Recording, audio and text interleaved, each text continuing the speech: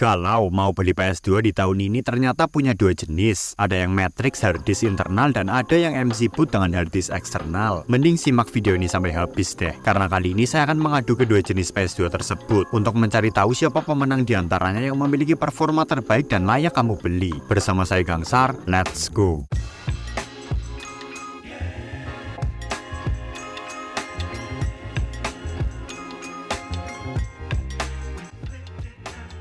Tidak hanya PS3 dan PS4 yang terbagi ke berbagai macam firmware, PS2 juga demikian. PS2 di masa sekarang memiliki tiga jenis firmware yakni original, Matrix, dan MC boot. Firmware original sudah sangat susah dicari. Firmware Matrix bisa ditemui di PS2 model Fat, dan terakhir firmware MC boot bisa ditemui di model Fat dan Slim. Nah, kedua jenis PS2 terakhir adalah PS2 yang masih mudah untuk ditemukan, sehingga menimbulkan rasa bingung dari gamer di masa sekarang. Sebelumnya, kita harus pelajari dulu apa arti dari PS2 Matrix dan PS2 MC boot. Sederhananya, PS2 Matrix adalah PS2 original yang sudah dipasangi chip khusus supaya PS2 tersebut bisa memainkan game-game digital bajakan. Nah, chip Matrix tersebut berfungsi layaknya sistem operasi yang bisa menghubungkan mesin dan file game bajakan. PS2 Matrix ini hanya bisa ditemui di PS2 model Fat. Lalu ada PS2 MC boot, adalah PS2 original yang tidak bisa dipasangi chip Matrix karena satu dan lain hal. Biasanya karena masalah seri yang tidak cocok, maka PS2 tersebut harus menggunakan alat bantu bernama memory card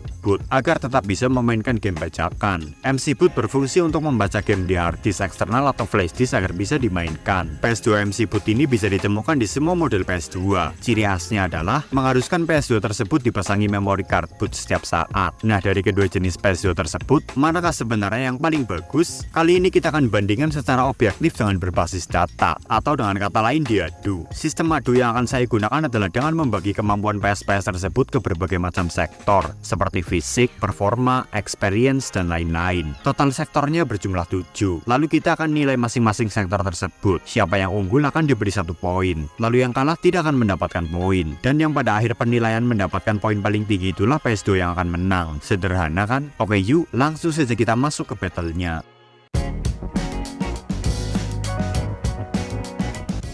Pertama ada sektor ketersediaan dari kedua jenis PS2 ini. Mungkin kamu belum tahu kalau PS2 Matrix sangat ramai di pasaran pada era 2003 hingga 2015-an. Namun di masa sekarang, ketersediaan PS2 Matrix ini sudah semakin langka. Mungkin alasannya karena keterbatasan chip Matrix. Facebook Marketplace, Shopee, Tokopedia, dan lain-lain sekarang sudah dikuasai oleh PS2 MC boot. Tidak seperti Matrix yang membutuhkan chip khusus, PS2 MC boot hanya model memory card, jadi lebih mudah dibuat. Persentase perbandingan ketersediaan ini sekitar 30 banding 70 untuk Matrix dan 70 untuk MC boot. Maka untuk sektor ketersediaan ini, pemenangnya adalah PS2 MC boot karena lebih mudah untuk ditemui. Jadi skor sementara menjadi 0-1 untuk MC boot.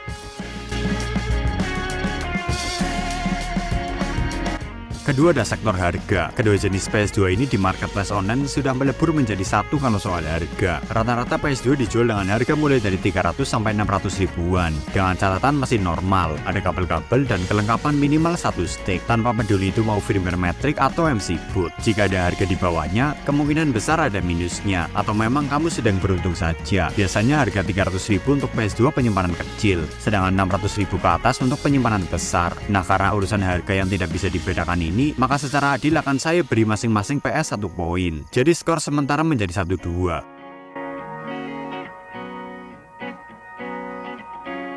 Secara fisik, kedua PS ini sih sama saja untuk ketahanan unitnya. Namun yang membuat saya terganggu adalah komponen-komponen pelengkapnya, terutama di PS2 MC boot. PS ini wajib dipasangi memory card boot dan hard disk eksternal. Untuk MC boot sih sudah terpasang secara kuat ke bodi PS. Namun hard disk eksternalnya bergelantungan karena dihubungkan dengan kabel. Hal ini mengurangi fleksibilitas jika PS2 tersebut hendak dibawa keluar rumah, seperti saat ingin dimainkan di rumah teman. Berbeda dengan PS2 Matrix yang tidak memiliki komponen tambahan untuk menjalankan sistem. Semuanya simpel ada dalam satu mesin, dibawa-bawa pun enak. Maka untuk masalah fisik dan build quality ini, saya mengunggulkan PS2 Matrix karena lebih sederhana. Skor menjadi 2-2 untuk kedua jenis PS.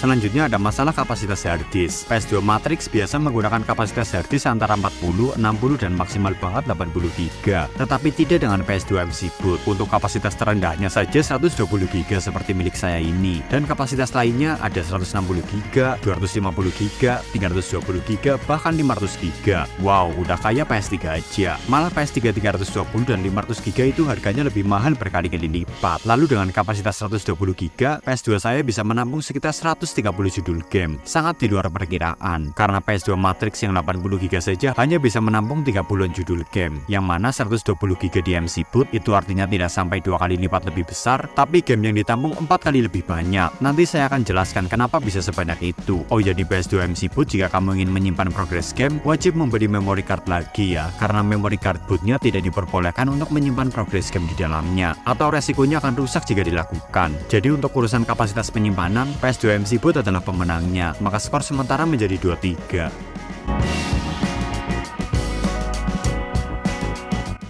Alasan kenapa harddisk PS2 MC Boot bisa menampung game PS2 dengan jumlah yang tidak wajar adalah karena ternyata game-game tersebut sudah di-convert ke ukuran yang lebih kecil. Dari yang ukuran standarnya 2 GB berubah menjadi setengah atau sepertiganya saja. Namun tentu ada efek samping jika bermain game hasil konvertan, yakni video intro yang patah-patah dan kemungkinan terjadinya lag dan macet yang lebih tinggi. Berbeda dengan game digital bajakan PS2 asli yang ada di PS2 Matrix. Karena tidak dimodifikasi aneh-aneh, maka performanya pun lebih baik, walau tidak lebih baik dari game original. Namun saya lebih suka. Jadi untuk sektor game ini saya menyukai game di PS2 Matrix. 1 poin tambahan untuk PS2 Matrix. Skor menjadi 3-3.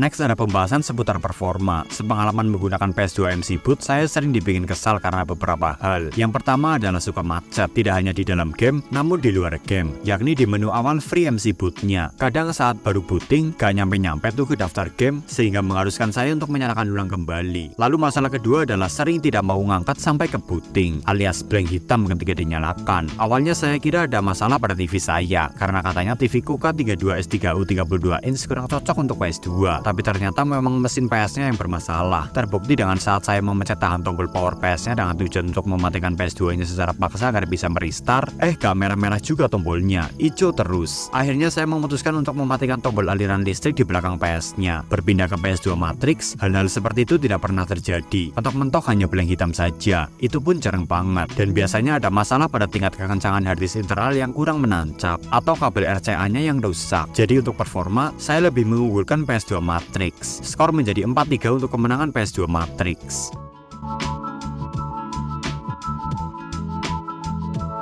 Terakhir ada experience atau overall pengalaman selama menggunakan kedua PS jenis ini. Jujur saya lebih suka menggunakan PS2 Matrix karena terkesan simpel aja. Tinggal nyalakan, masuk ke menu, lalu main. Kalau di PS2 MC Boot, kita harus menghubungkan komponen-komponennya dahulu. Lalu di saat menyalakan PS juga harus memencet tombol powernya 2 kali. Tidak lupa tampilan menunya pun awam banget. Belum lagi masalah lag-lag yang nyebelin itu. Mungkin ada faktor bias juga yang membuat saya suka PS2 Matrix. Karena saya membeli PS2 di zaman sekarang tujuannya untuk bernostalgia terhadap kenangan saya saat masih SD dulu ketika bermain PS di rental PS, yang mana pada zaman itu tahunnya PS2 ya Matrix, tidak kenal PS2 original atau PS2 MC Boot semacam ini. Setelah saya bermain PS2 MC Boot, saya tidak mendapat kenangan itu kembali. Tapi bias juga hak untuk seseorang menyukai suatu hal kan, jadi tidak ada masalah. Maka di sektor experience ini saya akan beri nilai ke PS2 Matrix saja. Skor akhir menjadi 5-3.